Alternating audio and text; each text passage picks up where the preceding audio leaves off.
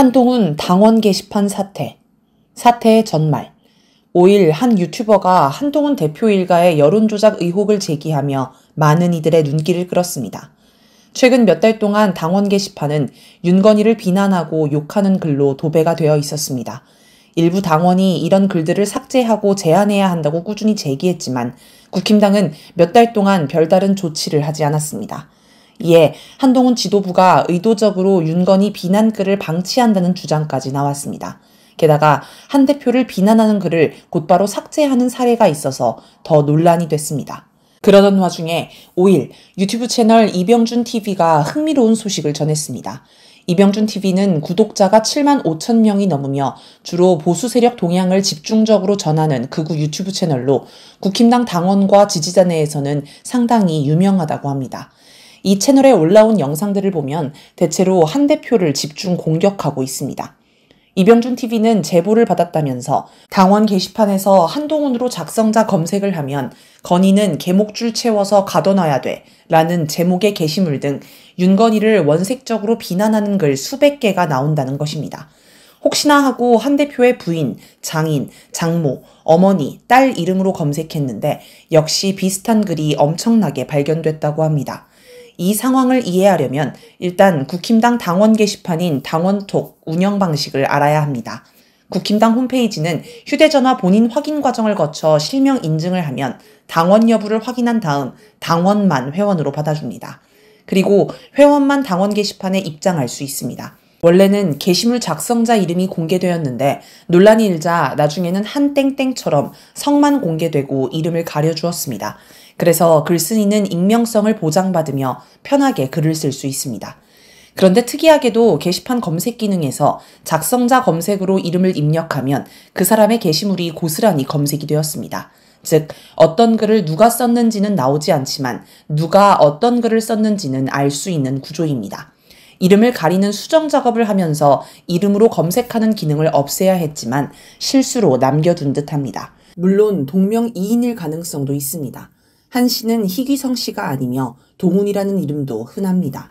이병준 TV도 그 가능성을 열어두었습니다. 그런데 한동훈이라는 이름의 작성자가 글을 올린 시기와 내용이 한 대표의 활동 상황과 절묘하게 맞아떨어지는 게 많습니다.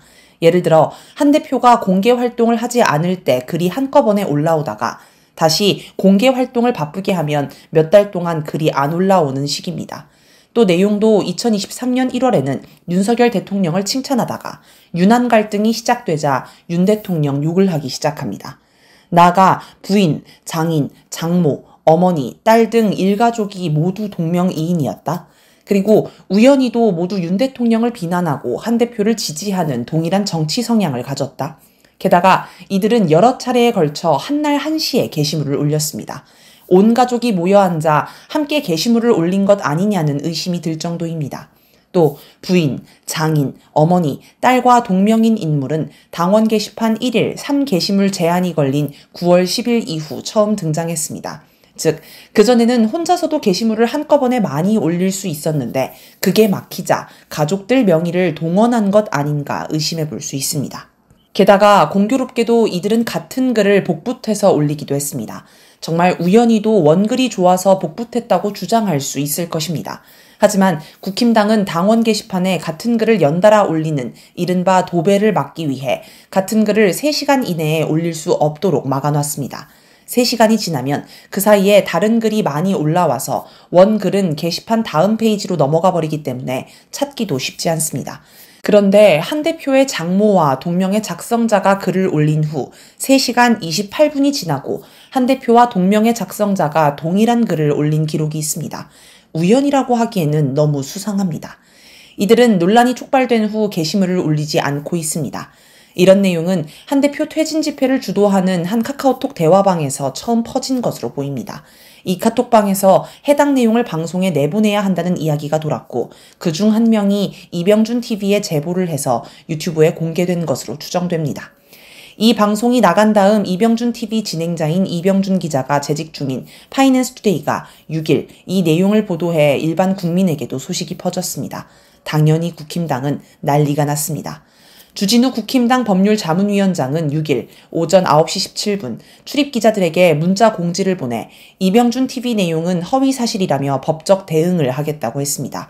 김민전 최고위원도 당무감사를 조속히 시행하겠다고 하였습니다. 그러나 일주일이 넘게 지났지만 국힘당은 법적 대응을 하지 않고 있습니다.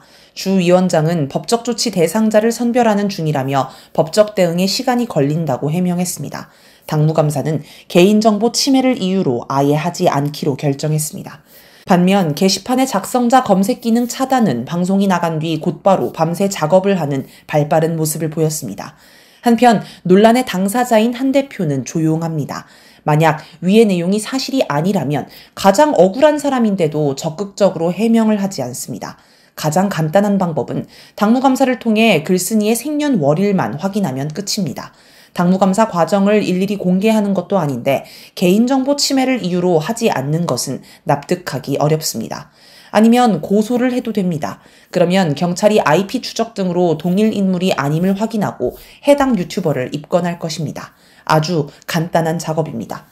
하지만 한 대표는 논란이 발생하자 당원들이 개인 의견을 게시판에 올리는 게 무슨 죄냐라는 식으로 반응했습니다. 또 왜 작성자 이름이 검색되는지 모르겠다. 이건 심각한 문제라고도 하였습니다. 자기와 자기 가족의 동명인물들이 윤건희를 원색적으로 비난한 게 심각한 문제가 아니라 익명성이 보장 안 된 게 심각한 문제라고 합니다. 마치 자기는 익명성이 보장되는 줄 알았는데 왜 들통이 나게 만들었냐고 따지는 듯합니다. 그냥 합리적으로 추정해보면 한 대표 일가가 글을 쓴 게 맞고 윤건희 측에서 자기 편 유튜버에게 이 사실을 제보해 한 대표를 공격했다고 하는 시나리오가 가장 그럴듯합니다. 윤한 갈등 폭발 양상. 요즘 여의도에 있는 국힘당 당사 앞을 보면 매주 수요일 한동훈 대표 퇴진을 촉구하는 집회로 소란스럽습니다. 흥미로운 건 진보개혁 성향의 집회가 아니라 극우 유튜버들이 주최한 보수 집회라는 점입니다. 이들은 한 대표를 배신자, 살모사 등으로 부르며 인신공격을 포함해 원색적인 비난을 쏟아냅니다. 지난 10월 25일 한 대표가 대구를 방문했을 때도 규탄 시위가 벌어지는 등 비판의 목소리가 거셌습니다. 한 대표 강연장에서 일부 당원이 고함을 지르다 쫓겨나는 일도 있었습니다. 한 대표를 공격하는 측은 한 대표가 윤 대통령을 비판해 보수의 분열을 초래한다는 점을 공격의 명분으로 내세웁니다. 하지만 그 배경에는 한 대표로 이재명 민주당 대표를 이길 수 없다는 걱정이 존재합니다. 최근 몇 달 동안 각종 여론조사 결과를 보면 이 대표와 한 대표의 지지율은 41% 대 23%, 8월 29일에서 31일 시사저널, 41.2% 대 19.3%, 9월 28일에서 29일 뉴시스, 45% 대 18.6%, 10월 26일에서 28일 스트레이트 뉴스, 29% 대 14%, 11월 5일에서 7일 한국갤럽, 39.3% 대 12.7%, 11월 8일에서 9일 여론조사 꽃으로 나타났습니다. 이 대표가 한 대표를 최소 1.8배에서 최대 3.1배나 앞섭니다. 이 상태로는 차기 대선은 해보나 마나입니다. 보수층 안에서 한 대표를 비판하는 내용은 다양하지만 특히 눈에 띄는 건 한 대표 특유의 화법 문제입니다. 상대의 질문에 역질문으로 대답하면서 대화를 막아버리는 화법은 상대의 말을 들을 준비가 되어 있지 않다는 인상을 강하게 남깁니다. 그래서 정치인으로서 최악의 화법이라 할 수 있습니다. 혹자는 검사는 오직 질문만 할 뿐 질문에 대답하지 않는다며 검사 화법이라고도 합니다. 이재호 국힘당 상임고문은 정치 패널로 나와서 할 만한 수준이라며 한 대표 화법을 비판했습니다. 유승민 전 의원도 싸우러 오는 사람 같은 느낌이라고 지적했습니다. 모든 대화를 자신을 향한 공격으로 받아들이면서 무조건 이기려고만 하는 화법은 종종 큰 문제를 일으킵니다. 올해 7월에 있었던 국힘당 대표 선거에서 나경원 후보의 범죄 사실을 폭로한 게 대표적입니다.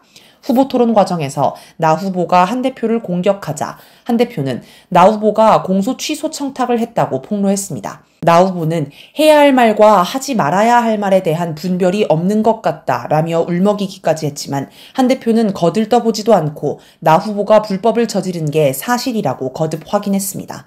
이를 두고 원희룡 전 장관은 피하 구분을 못하고 동지의식이 전혀 없는 걸 보면 정말 더 배워야 한다라고 했으며 홍준표 대구시장은 앞으로 자기가 분리하면 무엇을 더 까발릴지 걱정이라면서 참으로 비열한 짓이라고 비판했습니다. 권성동 의원도 경쟁은 하더라도 부디 선은 지켜주길 바란다 라고 지적했습니다. 이처럼 반 한동훈 측에서는 한 대표를 이상한 화법을 쓰면서 정상적인 대화나 소통이 안 되는 이상한 사람으로 봅니다. 또 자기가 이기기 위해서는 같은 편 등에 언제든 칼을 꽂을 수 있는 인간이라고 여깁니다. 반면 한 대표 지지자는 윤건희에게 불만이 많습니다. 이대로 가면 보수가 공멸하는데 한 대표에게 권력을 넘겨주지 않아 문제라는 것입니다. 경향신문 7월 14일자 기사 망하게 생겨 한동훈 지지, 보수 갈라져 한동훈 반대를 보면 김모 당원은 대구에서도 윤 대통령 부부에 대한 부정적 인식이 커졌다라며 같이 망하게 생겼으니 대안을 생각해야 한다. 한동훈으로 대통령과 차별화해야 살 수 있다라고 말했습니다. 그러면서 권력이 한동훈에게 넘어갈 것 같으니 일부러 저러나 대통령에게 너무 실망해서 눈물이 났다라고 했습니다. 조중동도 이와 비슷한 논조를 보입니다. 심각한 위기에 빠진 윤건희 정권이 몰락하면 국힘당과 보수층 전체가 공멸할 수 있기 때문에 한 대표가 윤건희와 거리를 둬야 한다는 것입니다. 친한동훈 측은 모든 문제의 원인이 윤건희에게 있다고 봅니다. 친한계로 분류되는 신지호 국힘당 전략기획부총장은 이 상태를 계속 방치해 둔다면 국정 운영을 위한 최소한의 동력조차 확보하기 힘든 상황으로 가지 않겠나라고 우려하며 특히 김건희를 두고 비판적인 평가가 많다라고 지적했습니다. 김종혁 최고위원도 우리 당원들도 만나면 여사 좀 다니시지 말라 그래 얘기를 하더라 라며 지금 이 시점에서 여사를 등장시키는 게 지지율에 도움이 될 거라고 생각을 한다면 정치적으로 너무 초보적이라고 했습니다. 일반 지지자들은 더 격한 반응을 보입니다. 국힘당 당원 게시판을 보면 한 대표 일가와 동명인 게시자들 외에도 수많은 당원들이 한 대표를 지지하면서 윤건희를 향해 극언을 퍼붓고 있습니다. 한동훈 이름으로 쓰인 개목줄, 단두대 같은 표현은 애교 수준입니다. 여론조사 결과를 봐도 윤건희가 문제의 원인이라는 주장이 우세합니다. 문화일보가 1일 공개한 창간 33주년 특집 여론조사 결과를 보면 여권 내부 갈등 책임으로 윤 대통령의 독단 및 소통 미흡을 꼽은 답변이 60%, 김건희 관련 의혹 확산이 14%인 반면 야당 책임은 13%, 한 대표의 리더십 부족은 5%에 불과합니다. 이처럼 윤 대통령과 한 대표 지지층은 서로를 향한 불신과 불만, 분노가 큽니다. 이런 깊은 감정의 골이 사태를 더 심각하게 만들고 있습니다. 제2의 6.29 선언이 실패하는 이유. 탄핵을 앞두고 공멸의 위기에 빠진 적폐 세력이 살아남는 길은 제2의 6.29 선언을 하는 것입니다. 한 대표가 적당히 윤건희 정권을 견제하면서 권력을 이양받는 것이지요. 1987년 6월 민주주의를 염원한 수많은 국민이 호언 철폐, 독재 타도를 외치며 거리로 나왔습니다. 직선제 개헌을 약속했다가 뒤집은 군부 독재자 전두환을 끌어내리기 위해서였습니다.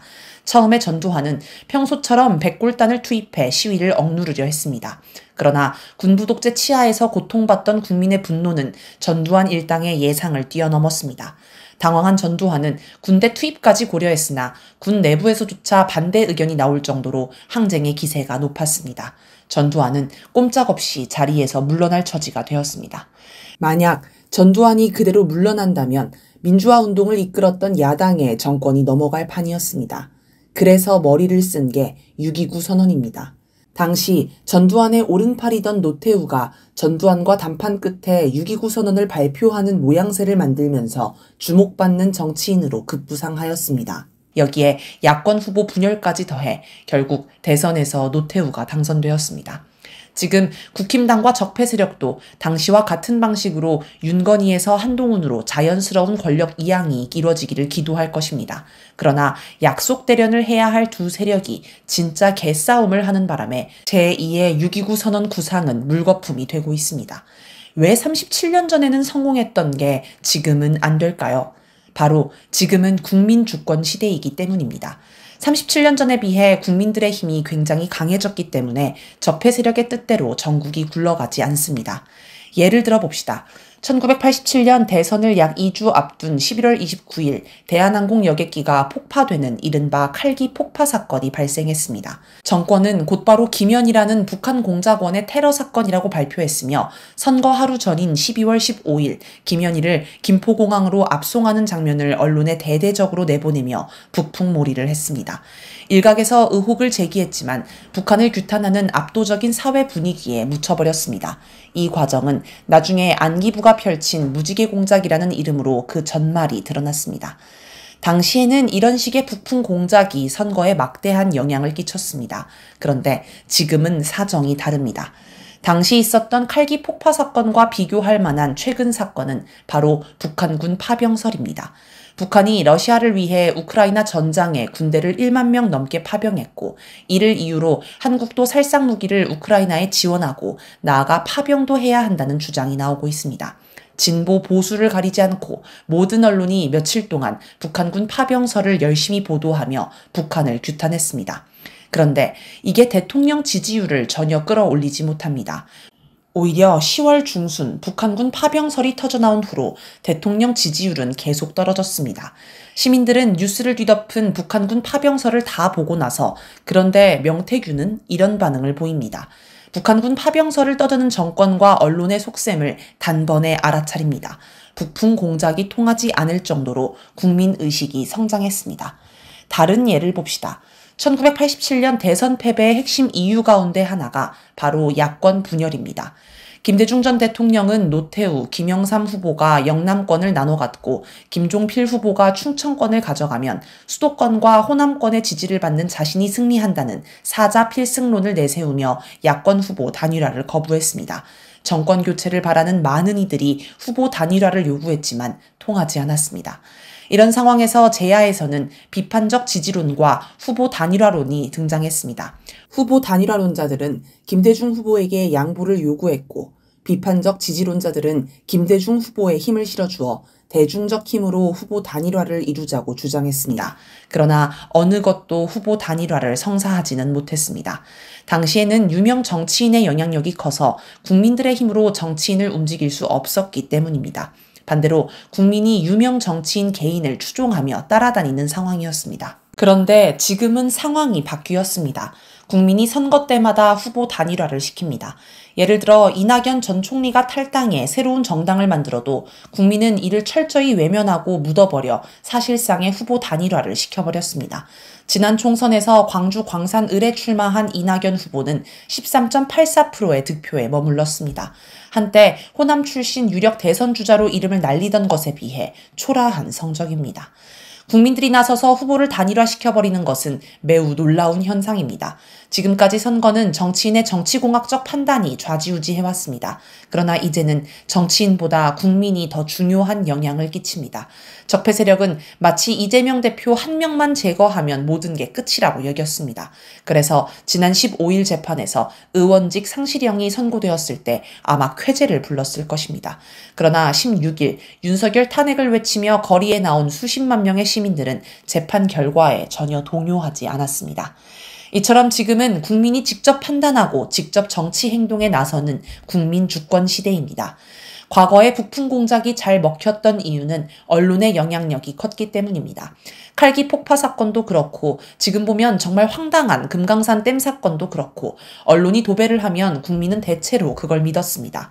그래서 북한이 금강산 댐을 이용해 물을 흘려보내면 63빌딩이 물에 잠긴다는 허무맹랑한 이야기에도 국민은 성금을 보내고 관변 집회에 나갔습니다. 지금은 이런 공작이 통하지 않습니다. 어떤 사건이 터지면 국민은 집단 지성을 이루어 사건의 실체가 무엇이며 어떤 정보가 가짜뉴스인지 파악하고 사건의 배경과 본질까지 간파합니다. 그렇게 하여 북풍 공작 같은 걸 일으켜도 여기에 말려들지 않고 신경도 안 씁니다. 이 과정에서 SNS와 유튜브 같은 대한 매체들이 중요한 도구가 됩니다. 국민들은 여기서 정보를 얻고 토론을 하고 의견을 모읍니다. 그래서 기존 언론을 무력화하고 있습니다. 정치인을 대하는 자세도 바뀌었습니다. 과거에는 유명 정치인을 자기 소원을 들어줄 구원자로 여겼습니다. 그래서 자기가 지지하는 정치인을 맹목적으로 따랐습니다. 군부 독재를 연장하기 위한 3당 합당을 할 때도 상당수의 김영삼 지지자들은 하루아침에 군부 독재 정당 지지자로 돌변했습니다. 그러나 지금은 다릅니다. 지금 국민은 정치인이나 유명인의 주장을 맹목적으로 받아들이지 않고 참고만 하면서 자기 주견을 만듭니다. 어떤 정치인이든 올바른 목소리를 내면 지지하다가 잘못된 길로 빠지면 곧바로 지지를 철회해 정신을 차리게 만듭니다. 물론 그렇게 해도 정신을 못 차린 정치인은 확실히 응징해 정계에서 퇴출시킵니다. 이처럼 국민들의 힘이 막강해진 국민 주권 시대가 열리면서 과거에 통했던 제2의 6.29 선언 공작도 더 이상 통하지 않습니다. 그리고 이런 수가 안 먹히니 적폐 세력 내에서 감정이 격해져 개싸움을 하는 것입니다.